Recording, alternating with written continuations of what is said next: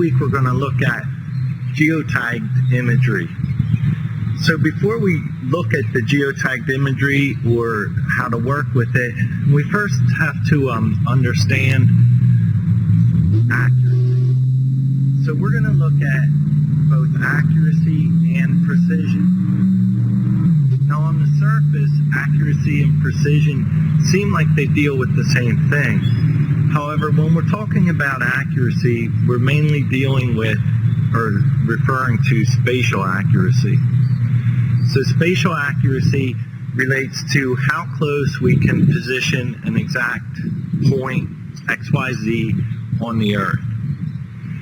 So many of you work with coordinate systems, GIS maybe, survey data, so you're familiar with spatial accuracy.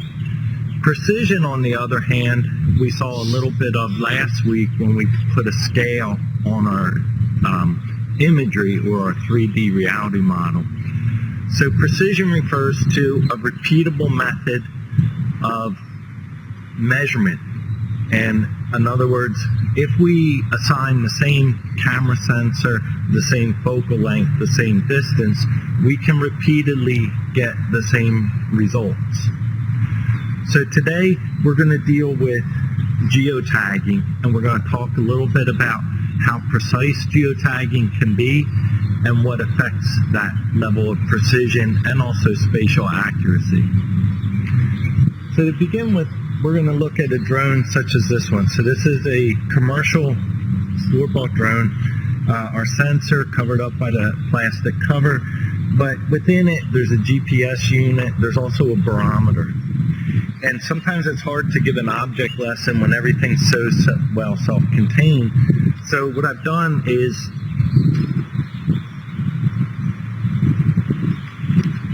in order to make it a little easier to understand, we'll look at this drone. So this is a slightly larger drone. Again, we have our sensor. So the sensor is going to provide us the critical information, so the imagery. We also have our GPS unit mounted on top of this drone. There's also GPS in the flight controller, and there's also barometers in the flight controller. So anytime we work with GPS, the question comes in, how accurate is it? So there are basically three forms of accuracy that we're dealing with, and we'll talk about the first two. So beginning with spatial accuracy, if we have just a regular GPS, many of you walk around with one in your phone today, and in and of itself, that GPS is not very accurate. The accuracy level on this drone is a little bit above that. It's actually what's called a Tier 2 GPS unit, and this GPS unit is quite a bit more accurate than what's in your phone. However, it's still not to the level of a surveyor's GPS unit, where that would use probably RTK or PPK. So RTK is real-time kinematics, and PPK is post-processing kinematics. And so these are a mechanism where the GPS signal is triangulated with known points and it provides very accurate measurements. But because the GPS is reading the X, Y, and Z, we also have to take into account how the Z is positioned. So one question I get a lot is, how do I know, or my data set comes in at the right position, but the elevation seems like it's off. So how do I know what's going on? And the reason for this is because there's essentially three ways to tag an image using GPS position. The first way would revolve around the barometer.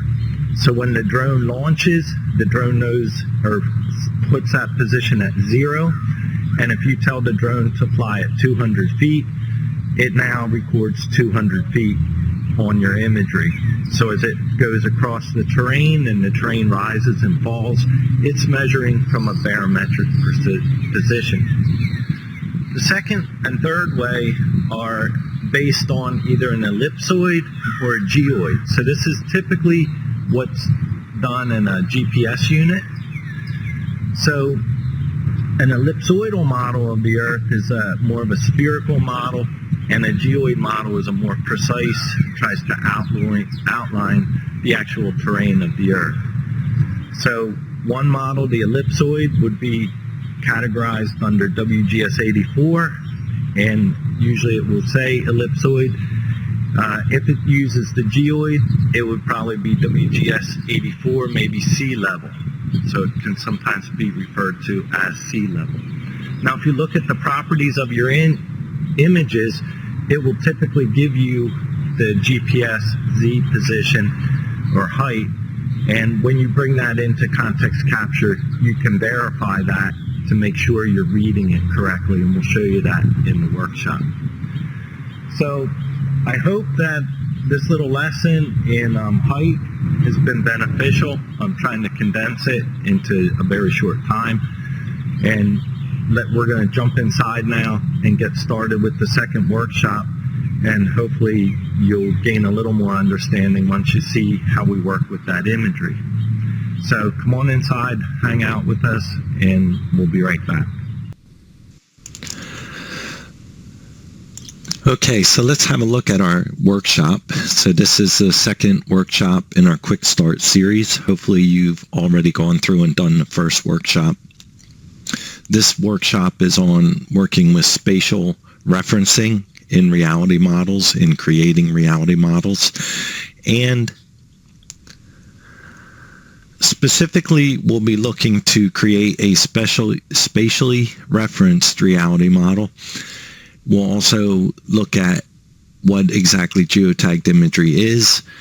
We'll get into some reconstruction settings, and we'll create an area of interest polygon from Google Earth, and we'll try to reiterate our understanding of where the altitude or where the Z value of our data is coming from.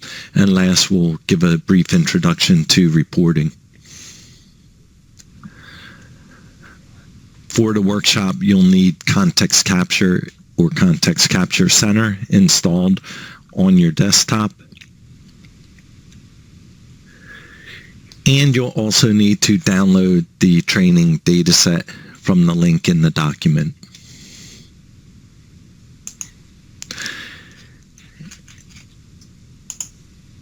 At this time, I've already downloaded the Training 2 dataset, and I've unzipped it within a folder I've set up on my C drive called Exercise 2. Within that dataset, you'll find one folder with approximately 86 images in the folder. In our properties details, we see the GPS section with the lat, longe, and altitude. We want to take special note looking at this, as this is how we can determine whether or not we're using ellipsoidal height or geoid height or sea level height. So we see our altitude in this case is at 200.223, and we'll just take a note of that altitude. So that's just on one image, and so it could vary slightly from image to image. Now we're going to open up Context Capture, and we'll create a new project. We'll call the project GeoReferenced, and we'll make sure we're putting it in our Exercise 2 folder. Let's highlight our empty block and go to our Photo tab. We can click Add Photos, Add Entire Directory, and go into our Training 2 and find our Media folder. So when we add the photos into our project, we now see at the bottom that our photo group, that the 86 photos added have been interpreted using sea level. So when we look at this and we highlight one of those photos, we can see the height shown is 170. So in this case, sea level's not accurate. So we're going to come in and modify this. And the reason it's not accurate is, if you recall, the height was above 200 meters. So you have to understand these units are in meters. And so we want to click on the Modify tab. And we're going to just use the ellipsoidal height in this case. And now you'll see the height switches to 200 meters, which is what the tag is on the imagery. So this is how you can tell whether you're using the correct height reference. Review your photo, import the photos, and review the height reference in the pose information. Okay, so with that, we can go now to our 3D tab. So if you watched the first workshop, you may have noticed this was grayed out, and that's because there was no position or rotation information. In this case, we have both. We have position, and we also have rotation. And typically this rotation information on a drone off the shelf is not going to be very accurate. So we'll click on the 3D view, and we definitely see, though, that the photos have rotation information on them. The more accurate that information is, the more it will help us. So now let's go and run error triangulation. We see on the General tab, we have no information at this time. We'll process the error triangulation with your engine. So if your engine is not open, you want to click on the icon and open it. We'll say next, and we'll come to a position and georeference tab. Again, last week, or the first workshop, when we went into this tab, none of these were even available. They were grayed out, so we could not select them. The top adjustment constraint refers to very accurate geoposition, geotags, or imported position information. And this would be typically from a PPK or an RTK tagged photo, or if we had a text file, we could import that position information if we had it. In this case, the images were tagged using inaccurate GPS location. So we're going to use a rigid registration. So that will take into account the position of the photo metadata. However, it will do a network least squares adjustment. So it will not hold that camera position at that exact location, because quite frankly, it could be off by 3 feet or more or less. So we'll say next, and then we'll come to our settings. In this case, again, the top portion determines how we're going to align the images. This middle portion, the position and rotation, because we're using inaccurate geotags, we're going to compute those. So that doesn't mean we're going to totally ignore them. It means we're going to find the exact position and rotation of our images, we'll compute them as opposed to adjust. So they're most likely too far off to even use the adjust component. And once they're computed, we will align them with what is there.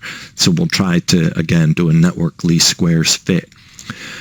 Finally, the bottom section is the optical properties, and this addresses, again, the interior orientation of the camera parameters. So the focal length and the lens distortion and so forth. So now we'll submit this. And again, be sure your engine is waiting for this, and then it will kick off. So a real brief description of AT. The first step in AT, the software extracts key points, unique points in the images. The next step, it aligns those key points, and it does this by adjusting the camera, the optical properties, and then it finds more key points. It runs what's called a bundle adjustment. It adjusts the bundle of images to the proper position on top of those geotags, and then it does some color equalization and creates the splats in our case. So we'll let it finish running. Okay, with our error triangulation completed, we can now see some information on the general tab about our block. So you see we have 1.7 gigapixels. It's good if you know what that is, so refer to your workshop guide for some information on this.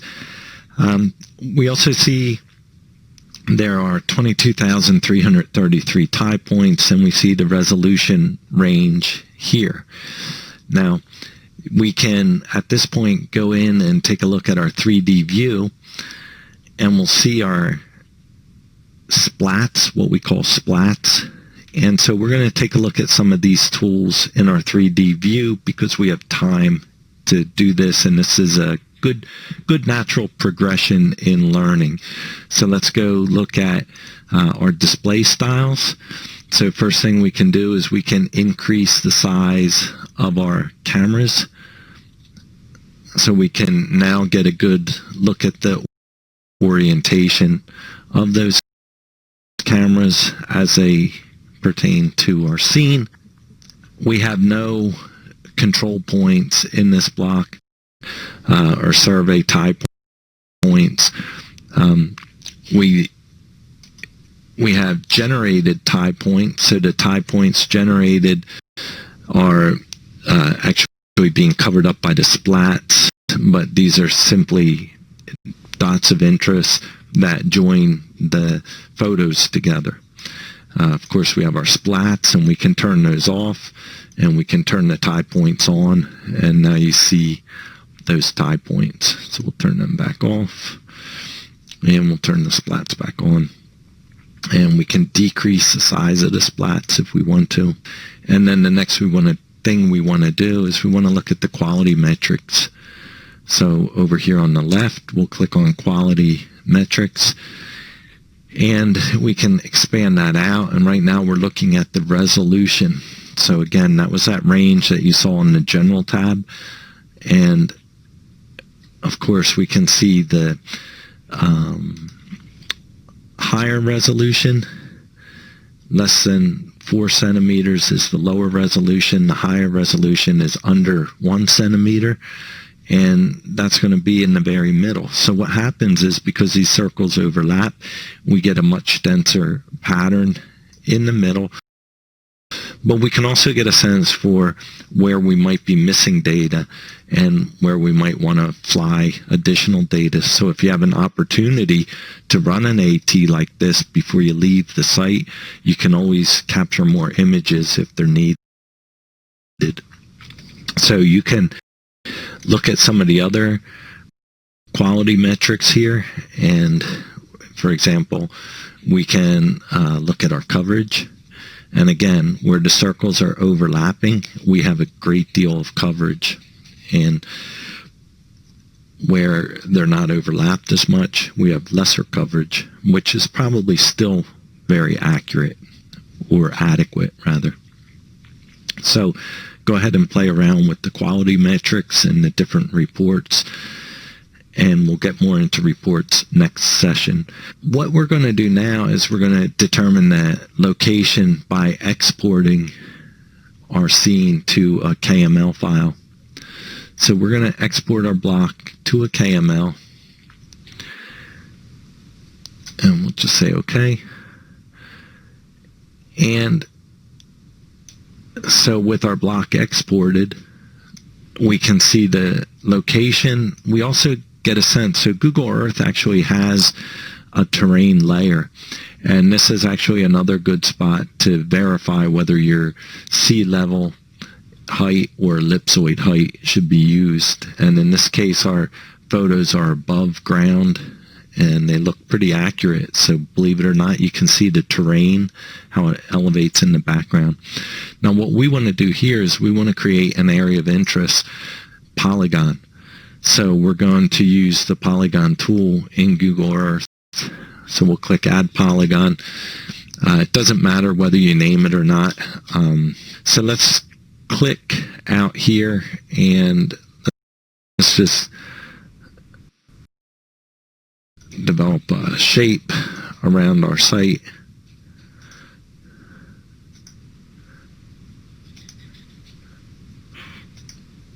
and that's good. And now we'll say OK. So that's our untitled polygon. And we'll just go in here and we'll save it as save place as. We want to make sure we change this to a KML, and let's go into our C drive, into our exercise 2 folder, and let's just call it AOI. So we're saving it as AOI.kml, and now we're done with this.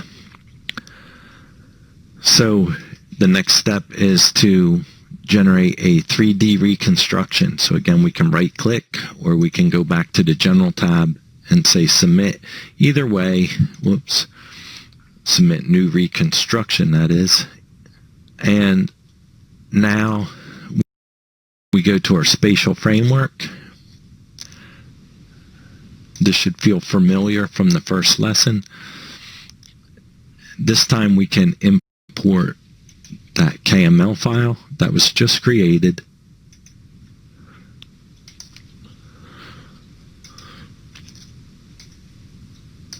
So the thing is, even though we have splats out beyond that, it's most likely low value information. So if you look back to your 3D AT view in the reports or the quality matrix, you would see that there's not as much overlap. There's lower resolution out here. So why would we want to include that? So we're going to just generate the area around the building, and we'll set a tiling mode. So even though the job in this case is at 18 gigs, which my machine could handle as one tile, we're going to create a regular planar grid, and we'll change the size on that. Maybe we'll up it to 70 meters. And let's see, right now we have 6 tiles. At 70 meters, we now have 4 tiles and only using 10 gigs of RAM. Just a note, your machine needs a minimum of 16 gigs of RAM for this software, or is recommended. Okay, so we'll go back to our General tab, and we'll go to Submit a New Production. We'll use our engine that's located on our computer, and we'll call this Gymnasium.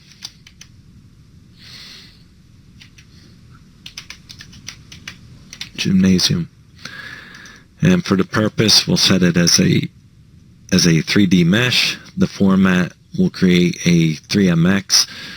Just a little more insight into these mesh formats. The first 3, the 3MX, the 3SM, and the CCM 3D tiles, along with, I believe, the I3S scene, the 4th one in the list, are multi-resolution formats. This means that the mesh gets denser as we zoom in and less dense as we zoom out. So it makes it easier to display depending on the application you're working in. Ideally, if you're working in a DGN environment, the 3SM is probably the preferred choice, and you can produce multiple productions within a reconstruction. So we could produce a 3MX, a 3SM, a CCM tile model, and also a point cloud all in the same reconstruction. We're going to produce a 3MX here, and we'll make it web ready so I can post it so everyone can view the final results. We'll go to our Spatial Reference System tab, and we're going to just choose, in this case, the WGS84 UTM-16. So that should be an option because that's what we use to orient the photos. We'll set the extent, or we'll leave the extent as is set, and then we'll set our destination and submit. The time it takes to complete your project will depend solely on your machine, specifically the GPU or the graphics card on that machine, along with the other machine specs that we went over in the first Tech Talk in this series. We can now review our 3D view of the model produced and begin working with the actual 3MX file that was produced. Alternately, we can submit subsequent productions as needed. So if need be, we could produce a point cloud or any other type of 3D mesh. We'll be posting the completed 3MX model up on our web host, along with a CCM tile model of the same site for the users or attendees to view.